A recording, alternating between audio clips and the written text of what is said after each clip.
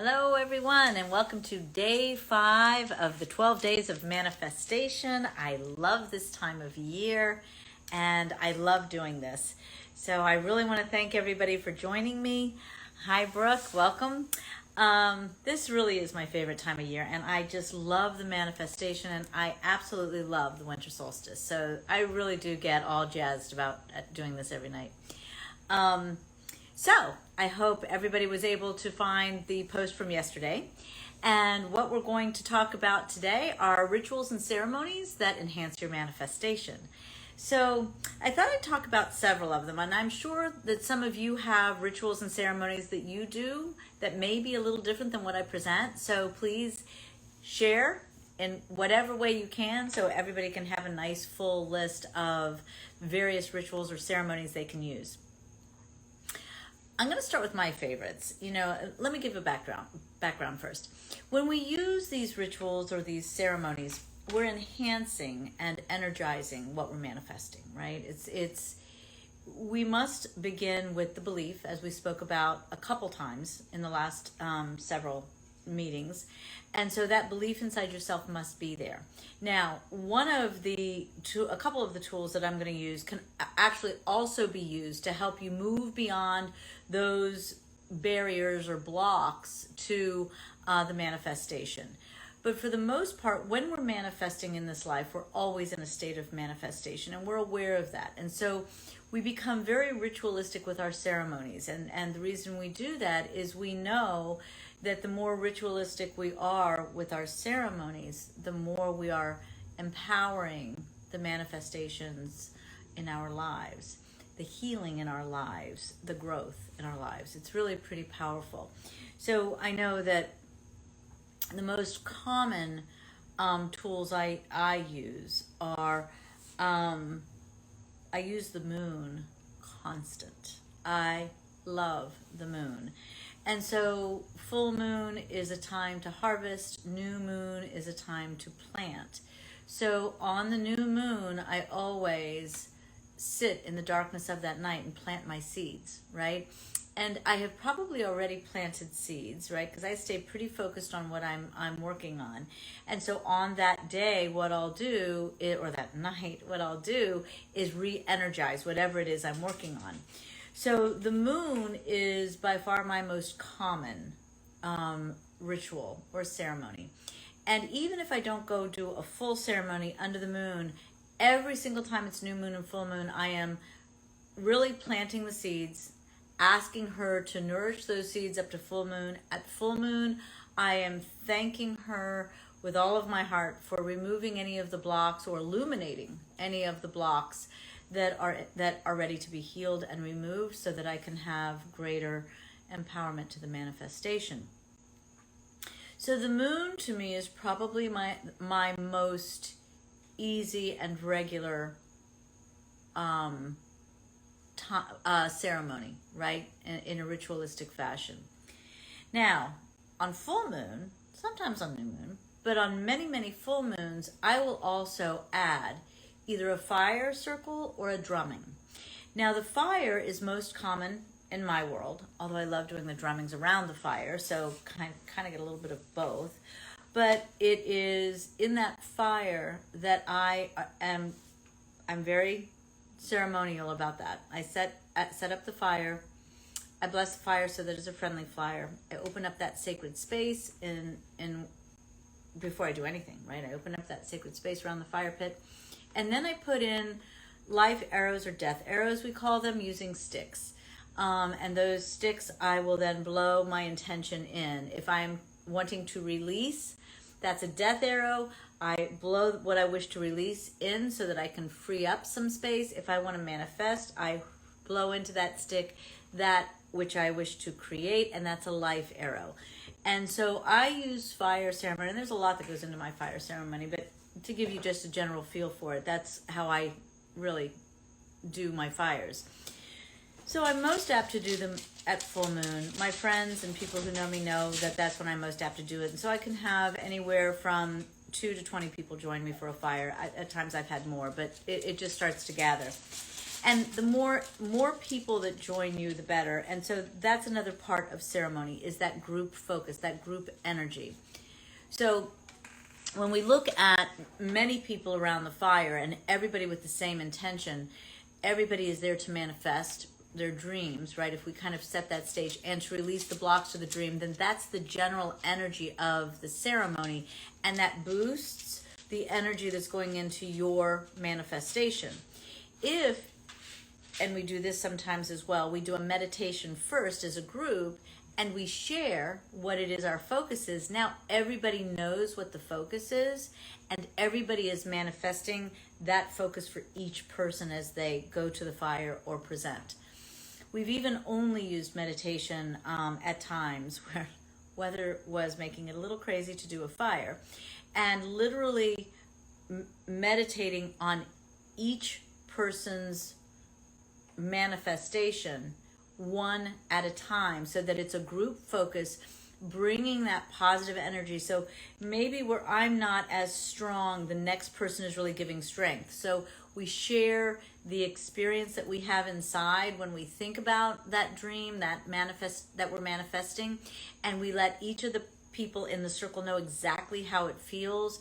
Then when we get to that point in the meditation to do, say, what I'm manifesting, I'll give a very simple reiteration of what I taught them, so that the whole group can get back into that experience and build that energy and that manifestation platform. So that's one way that we use meditation as a manifestation ritual or ceremony. Another thing that I use and that I find is extremely helpful is a morning journaling, where I wake up, and as you heard us say 2 nights ago, we talked about gratitudes and affirmations, and those gratitudes I wake up with. Many people wake up saying their gratitudes, but I learned from one of my very best friends to write it down long ago. And so in the morning, I will write down my gratitudes that are related to my manifestation. So there may be 1 to 20, but whatever they are, I'm just pouring out the gratitude and putting it down on paper. So every morning that journal is absorbing and then manifesting that creation as I wrote it out. So really putting that list out there every day, and some people will every day say what it is they're manifesting and write that down in list form or in clear form. Every day you write it down. This is what I'm working on. This is what I want to see happen. And you write it out so that every morning it's freshly written. And so it carries that energy back to the surface starting your day to really focus on what it is you're manifesting. So the other is, are you opening up sacred space, right? So sacred space is a critical piece of our puzzle. And I don't know that a whole lot of people think to do that, but I keep sacred space open in my home and on my property, the yard. And I do that because sacred space means I am shifting the energy to one of love and positive and beyond the fear. So we're transcending the fear. We're asking the fear to stay on the outskirts, right? As long as we're healing, that's welcome inside the sacred space. But the sacred space is that space that is devoid of ill intent and negative energies, if you will, dark energies, right? So anyway, that sacred space is rather critical. I open up sacred space in the 4 directions. Everybody can open up. You can open up using the pentacle, open up with the directions. You can open it up in your own way using incense. You can do whatever you wish. But by opening up sacred space and keeping a sacred space, you're keeping a love and an energy in that space that is much more conducive to manifesting and to healing, right? And they go hand in hand. And I hope you're all learning that as we go through the sequence here. So another one that I use are drummings, right? And again, much like the meditations in the fire, we're sitting around and we're drumming. And in that drumming, we're meditating. And in that, we're focusing on one manifestation at a time. So we take one person and we drum out their manifestation. We take the next person and we drum out their manifestation. If I'm by myself, easy. Just drumming out my manifestation.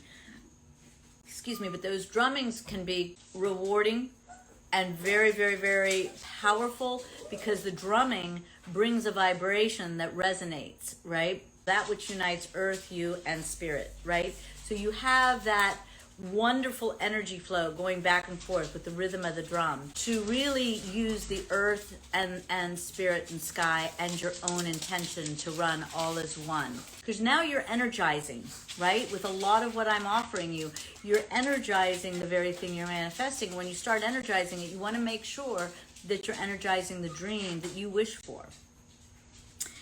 The other thing that is used a lot, and I also use, are tarot cards. The tarot cards can actually be used as a ceremony to boost the fulfillment of the dream. And so everybody's going to use them very different. If you are someone who uses tarot cards, then you know how you use them for manifestation. So if you're not one who has ever really used tarot cards, then talk to someone who does. But they really open up the opportunity for you to use the symbols in the cards to allow you to further the manifestation, or to release the blocks and the hesitancies and the disbeliefs, so they can speak to you about what's going on both sides of that equation. So the tarot cards can also be used in a ceremonial fashion to boost and energize your manifestations in a very powerful way. Another form of ceremony are candles. Candles that are lit and kept lit, 7-day candles, or if you want to light them daily, however you're comfortable. You can put them with your at an altar where you do your manifestation. I think altars are a great tool. As you do that, you can really put your candles out to really energize your life and energize those dreams. If you have a dream of love, put the pink candle out. If you have a dream of releasing fears, you put your black candle out. If you really are stepping into that pure wisdom, put your white candle out. And I'm being very basic here, but there's a lot you can do. Learn what your colors represent with your candles, but again, you can put those, again, you're energizing. You're using fire. I talked about fire ceremony right off the bat. And that fire really is about transformation. And so that's really what you're doing right now, right? You're transforming your life to be more about the dream you wish to live. And so those candles or fire ceremonies can be, even the drummings and everything else I shared. It's all very good, because all of them are about energizing the very dream that you're putting on the table here. Then, last but not least, is medicine wheel. And I keep a medicine wheel in my backyard, and I have a medicine wheel at my office. How I use the medicine wheel for manifesting is the 4 directions, for sure, and all the elements, for sure, but also because it is a release of the fear. It's about transforming. It's about healing. And I'm always working the two concurrently. Is that right? I'm always doing them together, right? So, yes, like losing my words. Sorry, guys. So when I'm manifesting, I'm also asking, is there an old belief that could be hindering? Am I bringing up something from the past? I have to be. Otherwise, I wouldn't be actively manifesting. It would already be here, right? So if we are not actively asking ourselves, what is the old belief that has not allowed this to already be here, then we're missing a very critical aspect of our manifestation. So I use the medicine wheel a lot. Even when I do my fire, I put everybody in the 4 directions. It is in the form of the medicine wheel. I use the 4 directions with the meanings of the medicine wheel to bring forth the right energies. And then when I open sacred space, I use the 4 directions, again, of the medicine wheel. So in my world, the medicine wheel is extremely important. I use it over and over and over again in many, many different ways. And so I put it last because I want to use it to emphasize the healing. If we are manifesting, that means it's not already in our life. And if it's not already in our life, it's because there is some sort of a challenge that holds an old belief or old belief system that may not even be in your conscience, that has allowed it to stay at bay. Maybe just outside the door, but out at bay in some way. So let's really keep in mind, when we talk about manifestation, if we are not also talking about healing, then we're really missing the boat. So We talked today about the moon, fire ceremony, opening sacred space, getting up every morning and making a list, whether that's of what you're grateful for or what you wish to manifest, or both, because, right, we talked about all that. We talked about opening sacred space. Did I already say that? About doing drummings, about a group focus, whether that's through meditation or drummings or something even different where you just have everybody create, I didn't say this, but everybody create a prayer time, right? And at that time, we're all going, at the exact same time, we're going to put our energy into the manifestation of our dreams. And each person focuses on their own with the intention for everyone in the circle to get that energy. We talked about that group focus in other ways as well. We also talked about the tarot cards and the candles. So there are many ways that people are very ceremonious about manifesting their dreams. I mentioned in there an altar. A lot of people keep an altar at home, whether it's for the grieving process or manifestation or just healing or just for your special little items, whatever it is. It's wonderful. Sometimes on that altar, we have stones. They can be extremely powerful for your manifestation. We're going to be talking about that coming up. I don't know when.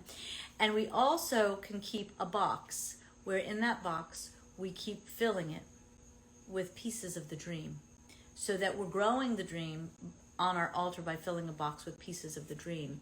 And that can be done as well. So that manifestation box is known to be just that, and it can be kept on an altar where the energy is there with candles and anything else you want to put there to really energize your dreams. So hopefully I gave you a nice list to get started of ways that you can create ritual or ceremony all inside a sacred space in order to help energize and really promote the manifestation of your dreams. I really hope that each and every one of you is able to see your dreams become your reality. It is quite amazing. So I thank each and every one of you for being with me tonight.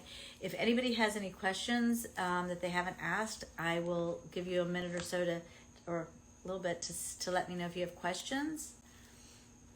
You can always put it in the comments because I will always answer your questions. You can also reach me on my website.